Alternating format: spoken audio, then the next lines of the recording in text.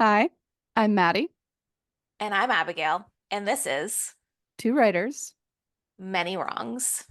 Today, we are three writers talking craft with Vanessa Montalban. She is a Miami-born author who channels her wanderlust for far-off worlds into writing young adult fantasy. She's a first-generation graduate from the University of Central Florida. She currently has a novel out, A Tall Dark Trouble, and her work has appeared in Diabolical Plots and Entropy magazine. Thank you so much for being here, Vanessa. Thank you. Yay. That bio sounds so familiar. I try to do my research, you know. Sorry. Um, but yeah, and for those listeners who don't know, Vanessa has also been featured on my blog, on my website. So we might ask you some of the same questions today about publishing and stuff, but we're going to try and ask you some new stuff too. Sounds good. I'm ready. Awesome. Perfect. I love it. So I just want to kind of jump into things. We really like hearing about publishing journeys because Maddie and I are both at the point where we're finishing manuscripts, starting to query agents, things like that. So, like, how did your writing journey get started? Uh, so I started getting serious about writing probably in my early 20s. And I wrote my first book. Like I had always written like little things here and there. But after I had my son, like I was able to stay home and I was able to like finish a full book. And after that, I did a ton of research. I went on Query Shark. Back then, there was a lot more um, websites dedicated to Mhm. like giving you feedback on queries. I'm Mhm. trying to think, like Absolute Cooler, I think still exists. Right? I have you heard I'm of making them? notes of this. I don't know. I would This is love all good that. advice. Yeah, it was like a Reddit, but for writers, Absolute Cooler. And Mhm. you can like leave your query letter and people would give you feedback. There was also Query Manager, which Mhm. was, I think Mhm. that one shut down for sure because I always go back to see. Mhm. They were so helpful. It was just a bunch of writers helping each other, giving each other feedback on queries. So I learned a lot about how to craft a query and how to go about it the right way. And Mhm. even so, I made so many mistakes. Like I queried way too many agents at once. Mhm. And but from there, like, kind of got my feet wet. Once I had exhausted agents with my first book, I started doing research onto small publishers. Oh. So my first book, I ended up selling to a small pub, but then my editor left. The small Mhm. pub kind of like Yeah. downsized. So they gave me my rights back. Well, I asked for my rights back. Mhm. And now in retrospect, like I'm so glad that that happened because I was not ready. Like the book was Oh. Mhm. not ready. Oh my gosh. Like you want you to be super proud of that first book that you put out into the Mhm. world. And even though like I always think about it as something I want to go back to and edit, Mhm. I know for sure now that I wasn't ready. Mhm. That's Um so interesting that A Tall yeah. Dark Trouble wasn't your first book. Like, I love hearing about that because we don't get that story very often. It's true. Yeah. It was actually my third completed book. My third book that I Okay. queried. Oh Okay, wow. Yeah. gotcha. So do you still have the first two like sitting on a shelf somewhere, maybe going to come out someday? Oh my gosh, that's the dream. But like, I don't know. I see those as my private like practice babies. Hmm. Yeah, Like sure. they were very necessary for me to like Mhm. learn the process of writing, learn the process of revising because my second book I completely rewrote from scratch. Wow. So that gave me a good like foundation to kind of build off of. Hmm. And with the Tall Dark Trouble, I was in school studying creative writing. So I had a lot of like live feedback from my classmates as I wrote Mhm. scenes for it. And I was in screenwriting classes, which was like the most helpful class out of all of them, honestly. Really? Yeah. I had to write scenes in Mhm. script format.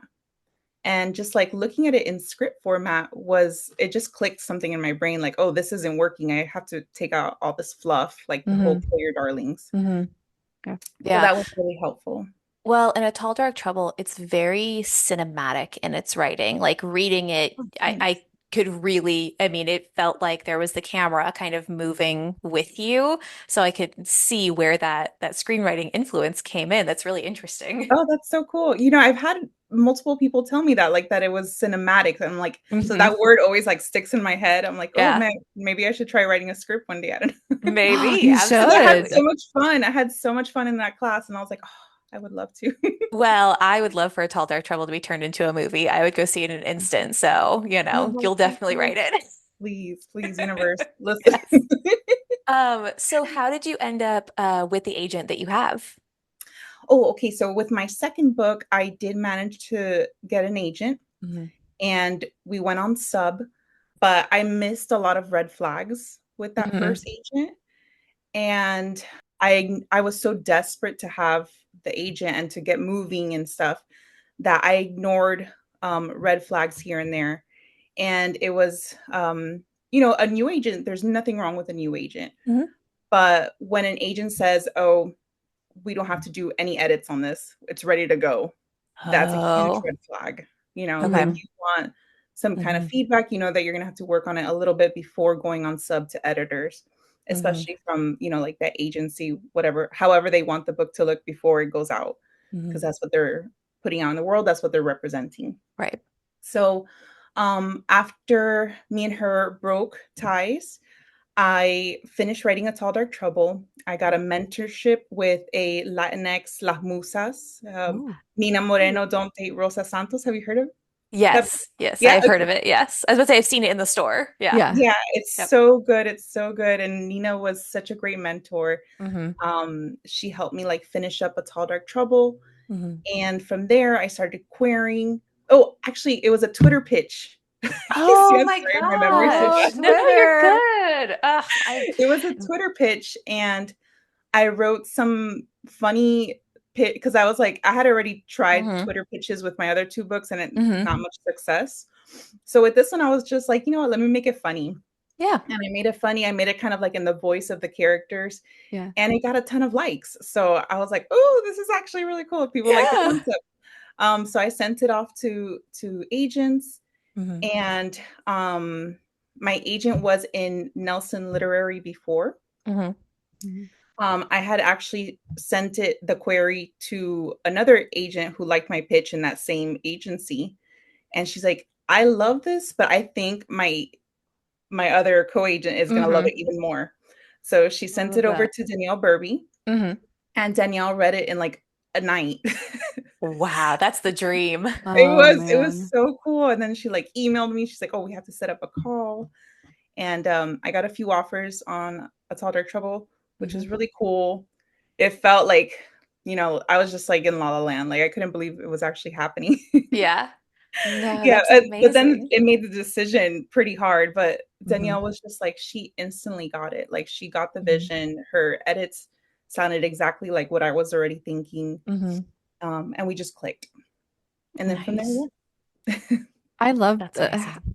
the journey was so interesting because you started off with a book that it got somewhere and then ended up getting the rights back, and then you had an agent that wasn't really jiving with you, and then this Yeah. book came out and that was the dream. And I think that's kind of shows that this was the right book with the right people at the right time, and that's so incredible. Hmm. Yes. Sometimes it clicks right away, but not for other authors, don't be discouraged if you have been querying for a while, because there's so many stories of people querying for over a year and then they get an offer because, agents are overwhelmed, especially now. Hmm. Their slush piles have just gotten larger and larger. So sometimes Thank it you for works quick, that. sometimes it doesn't. No, I needed to hear that. Like having just started the querying journey, it's very ominous going into it. So it's nice to have that encouragement. Yeah, yeah. Sometimes, I mean, it's nice to hear like success stories that, oh, the first book I ever wrote sold right Hmm. away and it happened within weeks, but that's just not how it usually goes. And then Hmm. there's plenty of my friends that have had agents with their first book, went on sub, nothing really Hmm. ever happened with that first book. But then they wrote another book while they were with their agent, and then Hmm. that one took off.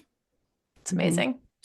Yeah. Um, I know that you have a new book coming out in Yeah. 2025, These Vengeful Witches, which I'm really excited about. Yeah. Did you Is it with the same publisher? Like, did you sign a two-book contract with them, or like how did that come about? Yes. So when I sold to Zando Young Readers, Hmm. I it was a two-book deal. Hmm. And I knew it was gonna be another YA. Like when I set off to write this one, it was more YA fantasy. And Hmm. it's still considered a YA fantasy, but it's more horror leaning, Hmm. which I think A Tall Dark Trouble also has, a little bit of horror Yeah, a little element. bit. Yeah. Yeah. That kind of Maddie, gets I saw like you light up. You're going to be I so excited for know. this I book. know. I know. so this one's being marketed more as a YA horror Hmm. novel. And I have the book right here actually. So this is Ooh. it. Oh, Ooh, that's so the the pretty. cover is so cool. I am obsessed. Oh, Ooh, I know. When I first saw, like, when they first sent me the mock-up, I was like, "Oh my God, I'm in love. I'm in love." that's Cool. incredible. So did you already have this book like conceptualized when you signed the two-book contract, or like how did that negotiation happen? When I first okay, so when we sold, it was a two-book deal. They had no idea what the second book was gonna be. Hmm. I already had an idea of what, like, I had already started it, kind of like brainstorming Hmm. it. Hmm. Um, I was lucky that while A Tall Dark Trouble, while I was waiting to debut, I had Hmm. already written this one. Okay. So, because I've heard from a lot of other writers, and which is kind of what's happening to me now, that once you debut, once you're on deadline for a new book, Hmm. it becomes harder. It's like that second book syndrome. It's harder to write it like under Okay. pressure. Hmm. Okay. And that's kind Yeah. of what's happening to me now. I'm like, oh gosh, I have to write it. It has to be good. Yeah. And I feel the pressure. But with this one, they didn't know what it was about. Um, Once A Tall Dark Trouble was already out after Hmm. August, they asked me to send them a pitch, and I was like, "Hey, I already have like half the book written. Oh, Here's wow. the pitch." And luckily, she loved it. My editor Yeah. loved it, and from there, she just gave me the okay. She's like, "Keep writing," and That's so Wow. great. the process was So, very different. Hmm. Yeah, well, Yeah. I so had to do a lot less revising with this one. Okay. interesting. I do want to talk about since so you've written four books. Am I counting that right? Yes, Okay. I had to count in my head too. Can you t can you talk about how the writing process like mechanically changed from each book, or if it changed? Like, what have you Hmm. changed in your process? Outlining. Outlining has been the biggest change for me so Hmm. far. And I was a diehard like pantser before. I liked Gail? like Yeah. I'm I gonna have to love learn how to outline, aren't I? no. I mean, there's plenty of like authors that Hmm. still do pantsing, and they Yeah. do great. But Hmm. I guess my brain is just like a chaotic gremlin, and I Hmm. need the focus. Yeah. And then the outline has just okay. So for A Tall Dark Trouble, Hmm. I had no idea who the villain was gonna be. I didn't know how it was gonna end. Hmm. I was just like kind of going through the motion. And this is like multiple timeline, multiple characters. Yeah. I was Mhm. struggling. Yeah. Yeah. And then the revisions were just brutal. Like it was a ton of revisions. It was like Hmm. piecing together Frankenstein parts. Hmm. These vengeful wishes, I had gone to school, like I had learned a little bit more of the process of outlining a story. Hmm. And I really honed in on I wanted to know what the ending was going to be. I wanted to Hmm. know what the middle. So all the biggest plot points. I don't do chapter by chapter outline, but like I want to make sure I hit all the beats. And I Okay. want to make sure the horror, villains, romance, like all the subplots make sense Hmm. to each other and like they all kind Hmm. of come together, which is what I learned during revisions for A Tall Dark Trouble. Hmm. So that actually, everything's a learning experience. I did have to like reverse outline with The Tall Dark Trouble during revisions. Okay. So I learned how to do it from there. And having an editor kind of like guide me Hmm. was also very helpful. I knew what to look for the second time around. So Yeah. these vengeful wishes felt a lot smoother. And then now my other books that I've been working on, um, I spend more time now, I think, outlining them and Hmm. brainstorming, which is my favorite part, honestly. Yeah. I No, just it is fun. I just want to like brainstorm them and then have someone else write them here. Right. Just have them magically appear would be the dream. Oh my gosh, for real. Oh my gosh. The drafting could feel like pulling teeth sometimes. Hmm. Yeah. No, I totally understand that. Yeah. I But do that's like that. mostly changed. Yeah. Yeah. So the outlining kind of lightly, like not like a full deep outline, but a light outline. And I kind of like the idea where you had to do it anyway at the end Hmm. for Tall Dark Trouble. So now you're like, let me just do that now to make it a little Hmm. easier on myself. Exactly, exactly. I learned my Nice. lesson. So like reverse outlining, making sure all the subplots are working together instead of against Hmm. each other. Hmm. Um because that can happen like sometimes when you're just like pantsing your like the romance is going this way and it's like, but what does that Hmm. have to do with their journey? Like, Right. hone it in, bring it back. Hmm. And then outlining just really helps you take like an aerial view and make sure all those moving pieces are moving in the same direction. Hmm. Yeah. So I do wonder, you are actually, I think maybe the second person we've interviewed who actually has a degree in creative writing, who studied it as a craft, because that's how Maddie and I met, was in grad school for creative writing. Mhm. So like, what kind of pushed you to that decision to study creative writing? And I know you talked about like it helped you learn how to outline, but like, how do you think it's influenced your writing to have that background? Um, so when I graduated high school, I actually had to leave in 11th grade. Hmm. And because I had already moved out, I was Hmm. probably 17 already, like living on my own, working Hmm. and stuff. Hmm. And I really enjoyed school and Hmm. I had to like leave it behind and I Hmm. felt like I missed out on a lot. And I still enjoyed writing, Hmm. but I felt like I don't know, I just felt like a few steps behind. Hmm. Like my Yeah. education wasn't there to like really I don't know. I wanted like a backup, like Hmm. something to ground me more Yeah. in the art of writing. Um, I went to school for nursing for a while Oh. at my Oh. parents' behest. Hmm. It was not for me. Uh-huh. Yeah. Blood, no. No, Oh that Unless really gosh. I'm has to be writing like about a it. calling. Yeah. Unless it's like gushing from someone. Oh my, Oof. Oh Hmm. in a Yeah. no. horror Yeah, writing For way. exactly. horror. Yeah. Actually, that Yeah. sounds right. I'm sorry. Retract. We can cut. We can edit. It's okay.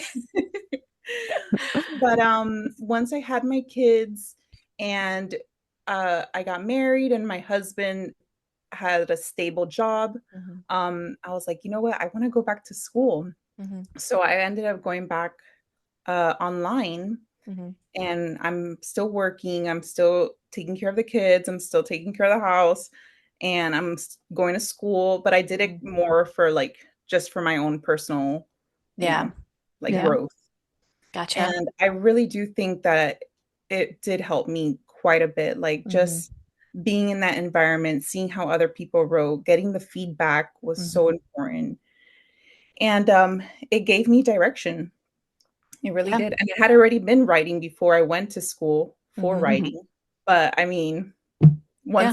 once I studied, Tall Dark Trouble came to light, Hmm. so I feel the exact same way. Like we've talked to other authors who were like, yeah, I don't know. I just like I had this thing in me that I wanted to write, blah, blah, blah, and they get published. And I'm like, I personally needed that like formal education to really help me structure it. So again, it's kind of nice to hear you say that too, of like it really, really helped my writing just to be able to be in school and like you said, have that pure feedback and all that kind of stuff. So I totally understand where you're coming from. it Yeah, does, it just feels a definitely. little more, like, self-assuring, like, Hmm.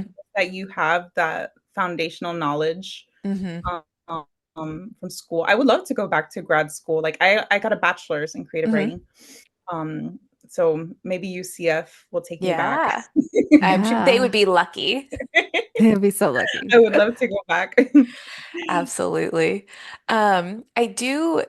I have so many questions for you, but we've talked about your kids a couple of times now. And as you saw, I have a 6-month-old right now. Congratulations. How do you balance being a mom and a wife and a writer?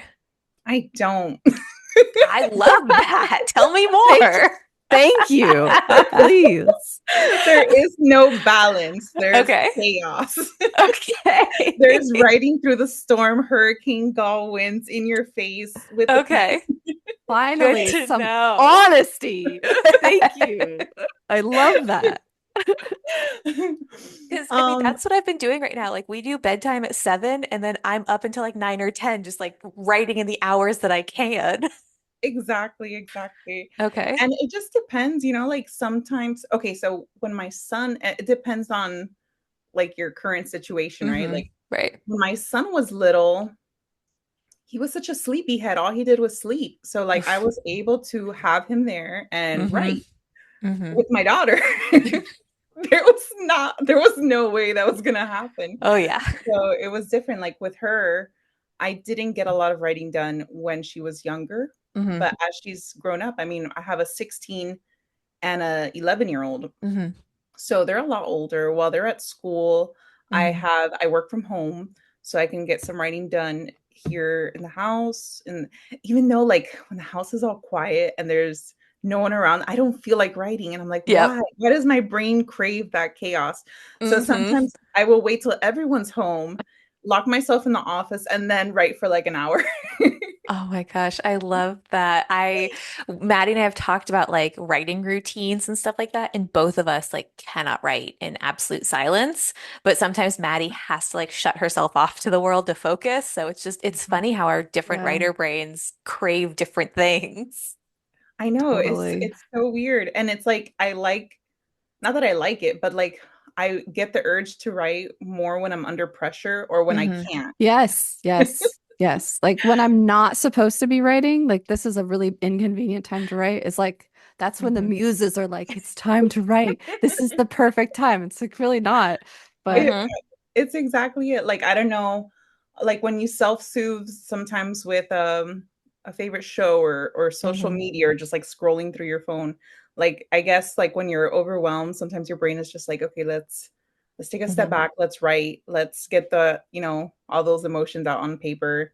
Yeah. And just taking the moments when you can, like Hmm. if you have to write in the pickup line, I know that's Hmm. we always say that, but like I used to do a lot of writing during the pickup line. I would get there extra early, Hmm. so I could be one of the first people. Yep. Yep.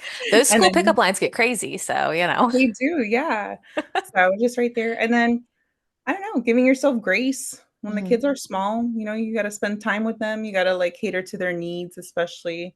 Hmm. Um, like I don't believe in that you have to write every single day. You can if it makes you happy, but Everything you're saying is just music to my ears. It's so nice. nice. yeah, I mean, you're writers no matter what, right? Like we're writers Hmm. no matter what, and no matter if we write every single day, um, it's gonna get done. I know Hmm. it's gonna get done. So Hmm. you just find those little pockets of inspiration and times that you can. I would like to be a little more like focused and dedicated into saying, hey, from this time to this time every day, try to Mhm. write. Hmm. I found that that hasn't really worked for me. So what I do is every day on my to-do list, I have do at least two 20-minute sprints.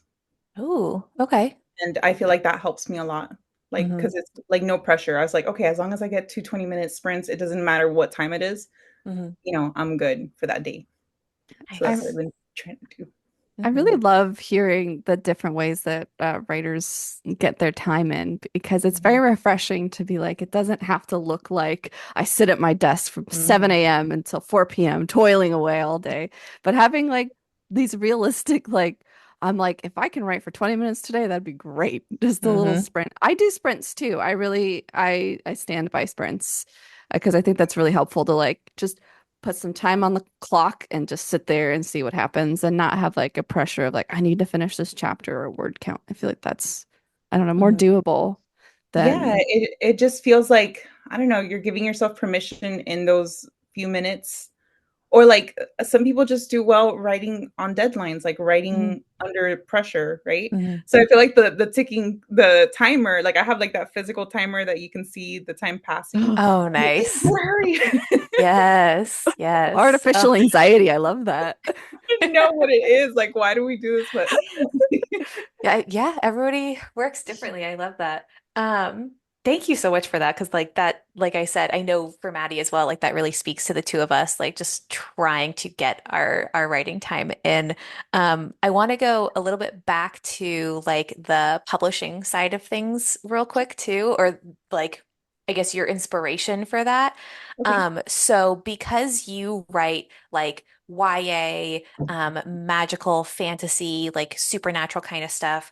Like I know in A Tall Dark Trouble, there is a lot of like information about Santeria and all that kind of stuff. So what kind of research do you do for those like magical elements?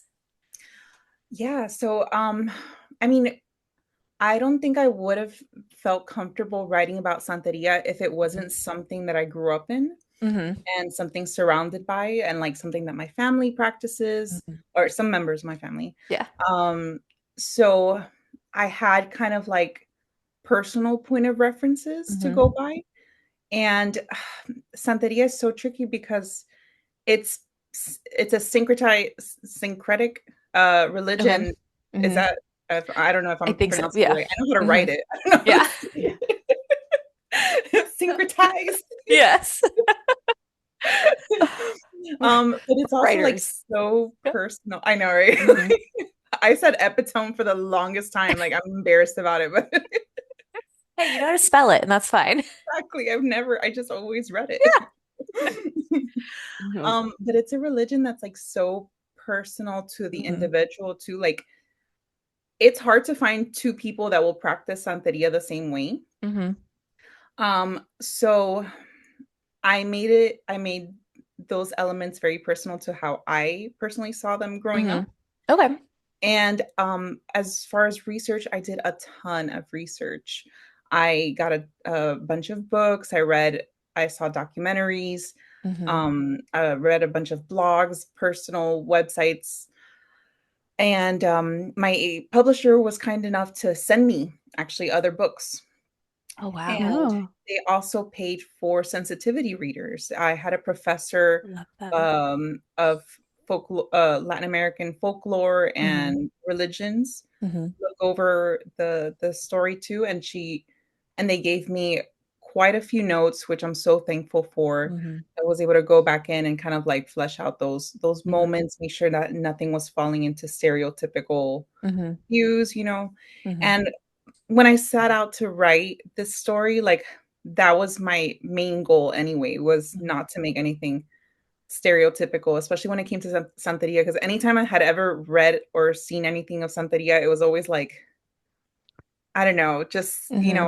devil work or whatever, like Right. yeah, Yeah. yeah, yeah. Yeah. bloodletting, like it was disappointing. Hmm. So Yeah. I wanted to weave it into a story about young Hmm. teens, Hmm. magic that, fantasy readers are used to reading about, Hmm. but kind of blending it in with those cultural elements to make it feel more Yeah. accessible.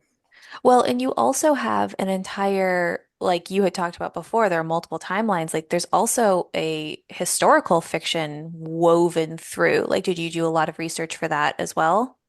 Yeah, yeah, I did. I was again lots of documentaries. Hmm. I interviewed a lot of my family members too. Hmm. That my dad came in the Mariel, Okay. the mass exodus Hmm. that brought like 125,000 Cubans from Hmm. Cuba to Miami Yep. or to all parts of the Hmm. world. Yeah. And so I had firsthand accounts. I was lucky Hmm. that I Yeah. can interview family members, and Hmm. those are stories that they would tell us anyways all the time, Hmm. and they would get so emotional Hmm. about it. So it was like something I felt kind of proud to write about. Um, Absolutely. and I also watched a novela uh, Ooh, set in that time period. I love I love that. that. That's so And it gave fun. me so many good ideas, like that whole there's a bar scene or like a club scene with Hmm. Anita Yeah. and yeah, and the other and they're dancing and like the bongo players and like Mhm. that was a scene in that novela that I was like, "Oh, I love this so much." That's so cool. Your research comes from like all over the place. Like that's so cool to It's me. Yeah, you're like you're I'm just telling like you, that's my favorite part. absorbing. Yeah. Yeah. It's my favorite part. If I could just research and outline, I'll be a happy gal.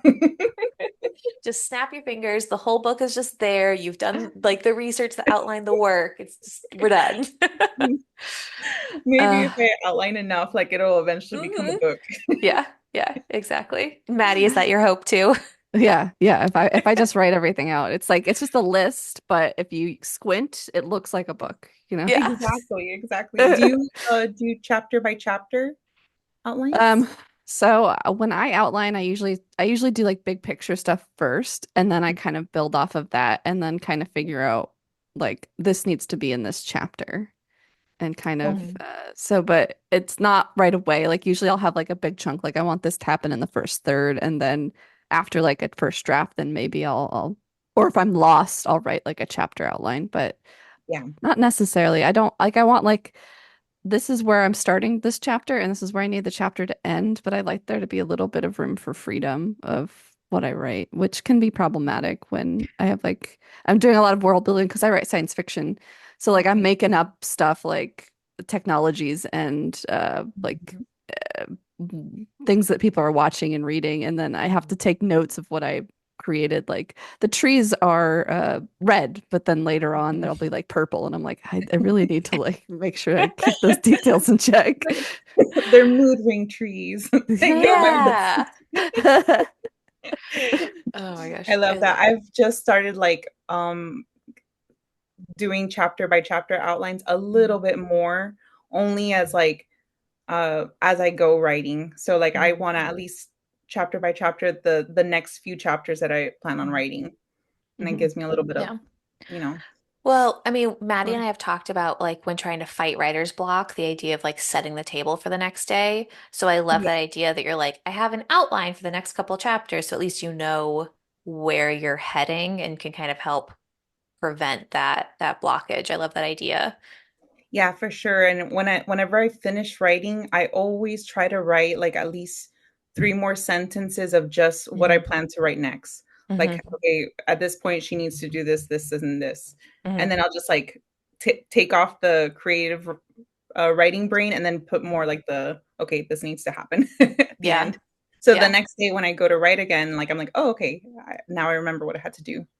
And that When had you when you do your 20-minute sprints, are you writing towards the current project you're working on, or do you just write for 20 minutes and see what comes out of it? No, I'm usually writing on a certain project. Like Okay. yeah, I have a hard time journaling. Like I know everyone Hmm. says, "Oh, journal and stuff," and I try, but I get Hmm. bored. I'm with you. I need to work on the current project. I know, Maddie, you've kind of like if you need a break from the current project, you'll do a writing sprint of something totally different, right? So I do when on my writing days, I do a free write, which is where I it's like a 20-minute sprint where I just write whatever comes naturally. Sometimes it's a journal entry where I'm just like rambling about Hmm. my feelings or whatever. But I have a lot of like little things on my desk where I have like these writing cubes, which are really fun. Where like Ooh. Oh, you roll them, it like gives you like four character dimensions, a time, a place, a theme, conflict, and point of view.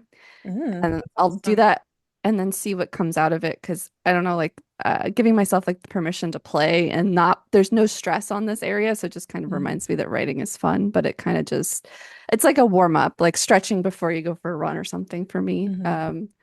And it's so much freedom because I can do really wacky things that I don't have to keep track of, and I don't have to like, oh, what am I gonna do next with this? It's Hmm. just a fun way of getting started for me. I love that. I love that. Like I try. I really have Hmm. tried. When I have like when my friend comes over, we'll do stuff like that. And Yeah. then I Hmm. enjoy it, like, when someone else is there and we're, like, I don't know, Hmm. comparing notes and just like that. Hmm. Yeah. That's why I think I like doing that more when I was in school because you That's got to have, like, exactly what that I was people gonna say. Yeah. But you Yes. guys, you guys are both pantsers for the most Hmm. part. And I'm a planner, so like it's like my scenes are so meticulously planned out. Like I know Hmm. exactly what's gonna happen in my book. So maybe I need the free write as kind of like a way of Hmm. allowing myself to just not have any plans. Yeah, Yeah. not think about it. Yeah. Yeah. Mhm. Um, Vanessa, what specifically draws you to those supernatural stories? Like, are all four of your books that you've written so far, like, do they all lean towards that fairy tale kind of vibe, fantasy vibe? Yes, they've all been very fantasy-esque. My first one was more elemental magic. Hmm. Okay. My second one was actually a sci-fi Peter Pan retelling. Oh, cool. That sounds Um, amazing. with the main character being from the point of view of Hook and Ooh. gender swaps. So she was Hmm. Captain Tethys. She would Oh my fight with like the gosh. swords and stuff.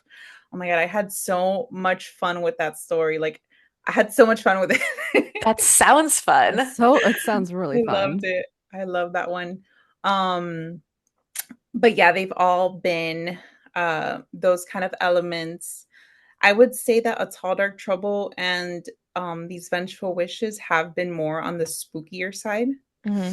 And and they're both the only ones that I set in a contemporary world.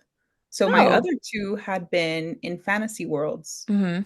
So I don't know, maybe I write better in contemporary worlds.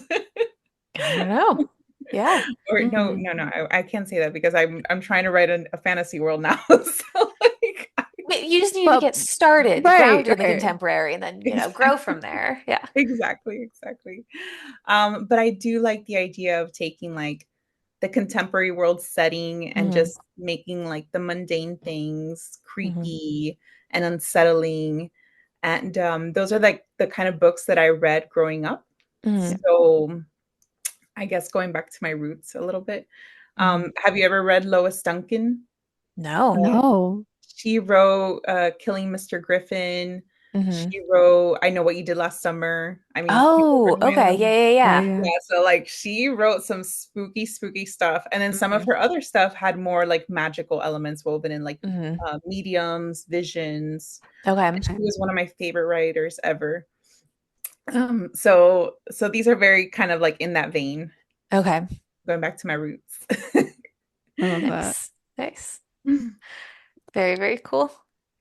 Um, so I just like talking about the modern day setting. I don't know, obviously, these Vengeful Witches. I'm super excited for it to come out. A Tall Dark Trouble is set in Miami for the most part. Yeah, Is these Vengeful Wishes also set in Florida? it is. It's set in a fictional town in Florida Hmm. called Santa Aguas. Okay. Okay. And it's I picture it being like in the middle of nowhere, Ocala-ish area. Hmm. Yep. I just wanted that small Florida Gothic feel, Hmm. like swamp and Yeah. stuff. And So you're a Florida native, and Maddie and I are also Florida natives, and the oh, two books cool. that I've written are also based in Florida. Like, I know you said you're working in a fantasy world right now, but do you think when you write contemporary, it'll always be based in Florida? Oh gosh, it's just like Florida's the main thing I know. Right. But Yeah. maybe not, because I did live in Dominican Republic for Hmm. a few years, and I would Hmm. go every summer. Hmm. So I am very familiar with that area. So maybe Yeah. something in like whenever I do write fantasy worlds, Hmm. it's very Caribbean-esque. All Oh. Yeah. Caribbean foods, Caribbean feel, like lots of Hmm. palm trees, mountains, Hmm. uh rainforest feel. So yeah, that's kind of like what I try to capture. But who knows? I might write something other than in Florida. And I visited California recently, but I mean, I don't know. I don't know if I can Yeah. Right. do something. Yeah. I loved it. I loved visiting. I completely understand that, but that's how I feel like I'm writing the settings that I know, but Mhm. then there's a piece of me that like I don't as much as I'm not proud to be a Floridian, there are times that I am proud to be a Floridian, and so with my It's writing like try complicated. it's so complicated being a It's like, Floridian. oh my gosh, yeah, that I'm Hmm. sure a lot of us Floridians are going through that. But like geographically speaking, Hmm. it's beautiful. Right, exactly. And so that's kind of, I don't know, like there's a piece in my writing where I'm like, I'm kind of proud. Like I want all my books to be based in Florida, the same way that, like all of John Irving's books are based in, New England area kind of thing. Yeah. So I love reading books based in Florida as well. So I love talking to other Florida writers because I feel like it is a very complicated relationship with the state. It is. There's a lot of natural beauty that we're surrounded with. There's also a lot of complicated people Hmm. and politics, and it's just a Yeah. lot to reconcile with, right? I But mean, I there's a mean, that's reason we why our grew up books with are Florida important. Man, Yeah, the Yeah. quintessential Florida man. Yeah, Exactly. who, let's be honest, is probably like from New Jersey originally. Probably. Yeah. Or the Keys. I could picture them from the Keys, Oh like yeah. Oh yeah. Yeah. No offense It to the is Keys, but 100%. percent. No offense to the Keys. No, just kidding. the full offense. But like we're I would always love to like write something from the Keys, like, oh Yes. my but gosh. then Keys I'm are beautiful also not too familiar because that's its own separate entity Oh for yeah. sure. as And Yeah. I well. Like, think it's interesting because we I think are representing some like really big parts of Florida. Like Hmm. you're Miami based, you're Orlando, Hmm. and I'm from Tampa. So okay, like we've we got we've Yep. got like the big Yep. chunks. Well, and the funny thing is, my two books, one is in Jacksonville and one is in Tallahassee, because those are the other places that God. I've lived in Florida. So, I mean, we have these completely different cultural centers. Like the Mhm. culture of Tallahassee is completely different than the culture of Miami. So you can write so many different stories all based in Florida. Yeah. That's very true. Yeah, that small town vibe could Hmm. definitely work in Tallahassee area. Hmm. I recently went to FSU to visit. That's my Uh, alma mater. and I was like, wow, this is like a completely different world. Oh my gosh, it's crazy. It really, really is. It And really was, yeah. and it's nice too. And I don't want to bash any Florida Gators here because, we don't need to get into all that. But one of the reasons I love like Tallahassee is because it's also the state capital. So there's more than just the university there. Mhm. And my sister went to UF and she's like, that's all there is in Gainesville, like It's is just the Just the school. yeah. And you going to UCF, there's so much more in Orlando than Oh just my the gosh. school there. Yeah. Um, so it is. I mean, there's very, very different cultures, but I love Florida State. It's one of my happy places. It's yeah, I love living here too. I love it. Like I just, I wish some things would be different, obviously. Oh yeah. But Oh yeah. but like I yep. can't picture myself living somewhere else. Yeah. Like Hmm. it'd be really hard to leave. It was really hard Hmm. to leave Miami, and I'm so Yeah. glad I did, but Hmm. Yeah, absolutely. just Yeah. because of traffic, I love everything else, Oh especially yeah. the food. Yes. Well, and Orlando gets a bad rep for traffic, but it just depends where you live. It's gigantic. Exactly, exactly. Like No, yeah. I'm in Winter Park, so like Hmm. there's like no traffic here. Exactly. That's what I When always people tell say people. I spend 20 minutes to get to work, I'm like, that's I don't. Right. Exactly. Yeah. I had friends from New Hampshire come to visit and they were like, how close are we to Disney? I was like, an hour. It's an hour away. Disney is nowhere near where we are right now. Which, I live in Tampa and Disney's like an Hmm. hour and a half from me. Right. yeah, Exactly. exactly. It's like the same Depending distance. depending on I-4 though, like Oh God. Yeah. Oh, because I it's taken me so like it should take an hour and a half, right? It has taken mhm. me 4 hours before just Oh because my God. I-4 Yeah. just there's Yeah. no other way from Tampa to Orlando. Nothing. No. You've got no No. other No. options. Yep. I love that we've just completely veered away from writing into It's a like Florida. Florida geography somehow. Um, just I We want put three to. Florida girls together. Right, Yes, exactly. it does. I think it It does. always ends in Disney. I want to get us back on track just a little bit, and we have time for hopefully like two more questions. But I would love to talk to you about, again, you have a tall, dark trouble out. You have a new book coming out. Mhm. You are really, really good and like present on social media. Oh, But like, how does that marketing piece come into it once you've published a book? that's been like the hardest thing to figure out for me so Hmm. far. Just because like there's there's not really a how to on Hmm. what to do to like market your book correctly. You basically have to look at what other authors are doing and try to emulate as much as you can in in a way that you still feel comfortable. Mhm. I've realized that like I could do some TikTok videos, but it's not my preferred. It's just Mhm. each video takes me forever, and it spent expends so much of my energy just to like produce Yeah. this one video that is just like a silly Right. mimic of like a song or whatever. Yeah. Mhm. So my I've just I'm still learning. Like I'm still learning how to fine tune the marketing. Like I've learned that Instagram for me works a little better, Mhm. and and it really has been just I like it sounds bad, but copying what other authors are doing, I like mean, what's great working writers for them. steal. Yeah. Yeah. Exactly.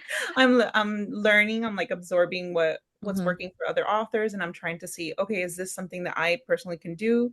Mhm. And trying to do it like that. Uh, but really, when it comes to marketing, like your publisher is going Mhm. to have the biggest impact Okay. on getting your book out there. Mhm. But there's stuff that you can do to help as well. Uh, School visits, I'm learning that are a great way to Mhm. promote, especially YA books. I've only done like two, but I love them. Like meeting the kids in person have has been Mhm. amazing. Doing all the book events has been amazing Mhm. too. Like in the beginning, I'm such an intro. Like it's I avoided going to college in person because of the public speaking. Like Yeah. it was my biggest fear ever. Mhm. So I knew that that's something that I had to get better at and practice. Yeah. Mhm. And I have loved like now getting the chance to go meet readers in person and having chats with authors live. Mhm.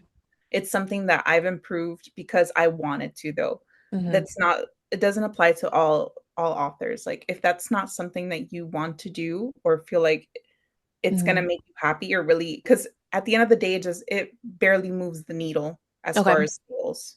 So it's Mm. only if that's something personally that you want to do. Mhm. Yeah.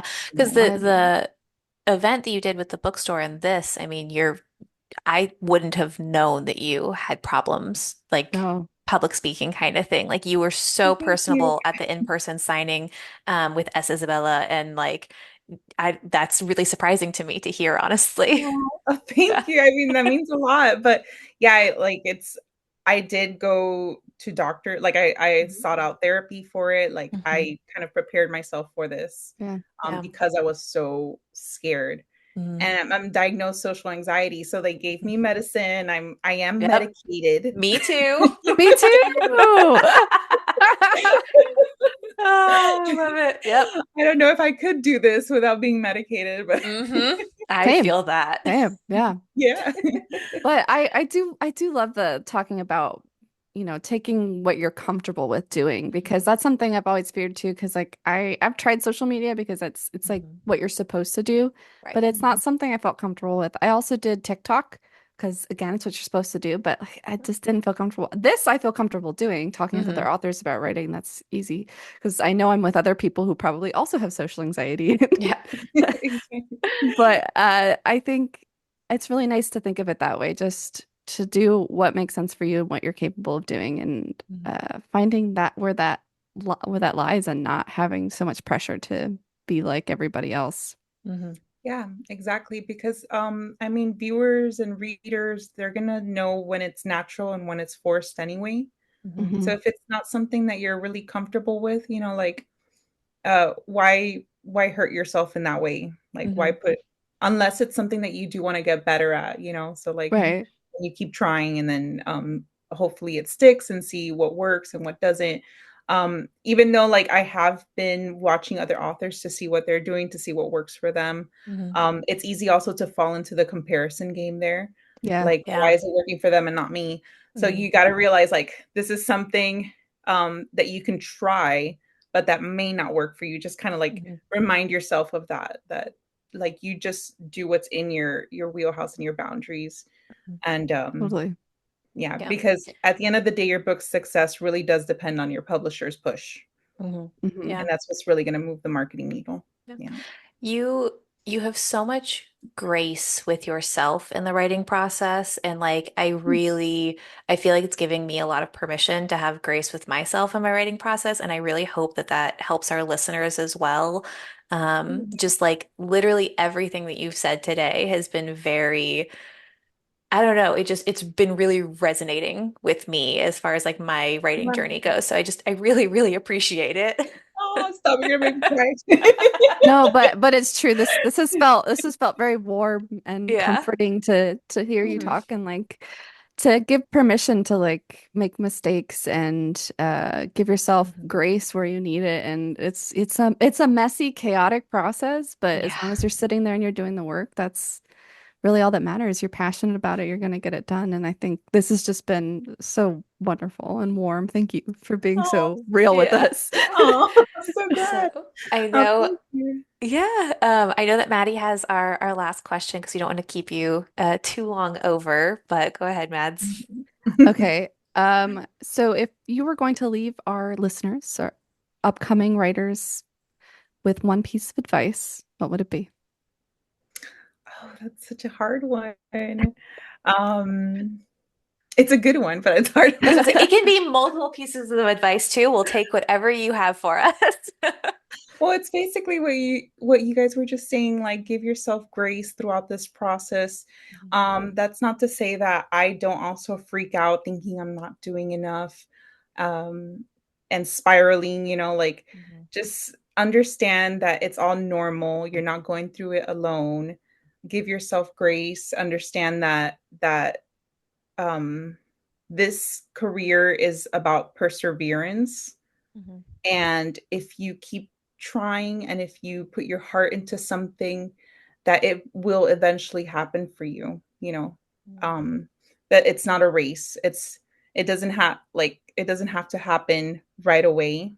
Mhm. Um, this is a lifelong career if that's what you want.